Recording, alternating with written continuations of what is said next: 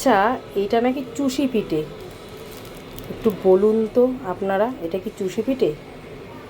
জানি না, আমি ট্রেন থেকে কিনেছি, তবে করব, করে আমি এর ফলাফল আপনাদের দেখাবো। চুষি পিঠে নাকি এটা বলছে। ট্রেনে চুষি পিঠে বলেই বিক্রি করছে। 20 টাকা প্যাকেট, এইটুকখানি 20 টাকা নিয়েছে। তো দেখা যাক, আমি ঘি দিয়ে দিয়েছি অলরেডি, করে দেখি কীরকম চুষি পিঠে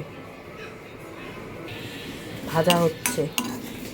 দেখি কেমন টাইপের চুষি পিঠে। অলমোস্ট ভাজা ডান।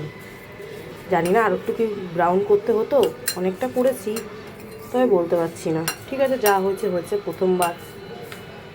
আদৌ এটা কি চুষি পিঠে হবে সেটাই আমি ভাবছি। এ তো পুরো চাল লাগছে। দেখা, এখানে অলরেডি আমি দুধ দিয়ে দিয়েছি কড়াইতে।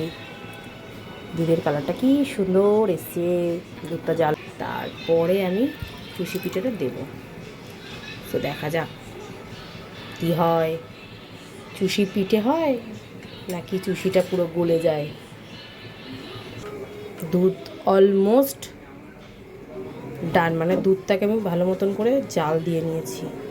এখন পিঠেগুলো দেব, জানি না কী হবে, ভয়ে রয়েছি।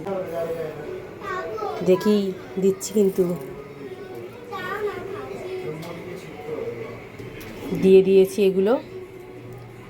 ফুটছে, জানি না কতদূর কী ফুটবে, নাকি গলে যাবে, না আদৌ ওরম চাল চালই থাকবে, কী হবে কে জানে। এই অবস্থা এখন অবধি আছে, মানে যা ছিল সেটাকে একটু সিদ্ধ হয়েছে, চাল মানে চালের মতন যেরকম ছিল, আমি একটু টিপে দেখলাম যে না, নরম হয়েছে, সিদ্ধ হয়েছে জিনিসটা। তবে এটাকে আমি আর ফুটাবো না, একটু বাতাসা দেবো, দিয়ে এটাকে ফুটিয়ে বন্ধ করে রেখে দেবো, ঢেকে রাখবো, যে ভাপে যদি ওটা টানে। এই হচ্ছে এর অবস্থা। তো এখন বাতাসাটা দিয়ে একটু ফুটিয়ে দেখি কি হয়। অলমোস্ট ডান, তবে জানি না এটা কি এরকমই হয় খেতে, তবে এরকমই খাবো। যদি কেউ জেনে থাকো আমাকে একটু প্লিজ জানিও যে এরকমই হয় নাকি। ঘরে বানানো তো একরকম, আর যেহেতু এটা কেনা, আমি তাই একটু, আর ফার্স্ট টাইম ট্রাই করছি আমি, তাই জন্য আমার একটু চিন্তায় রয়েছি।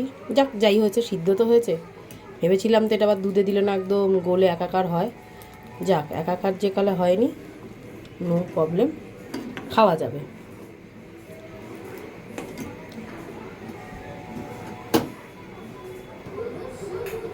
ডান, দেখি খেয়ে দেখা যাক কেমন হয়।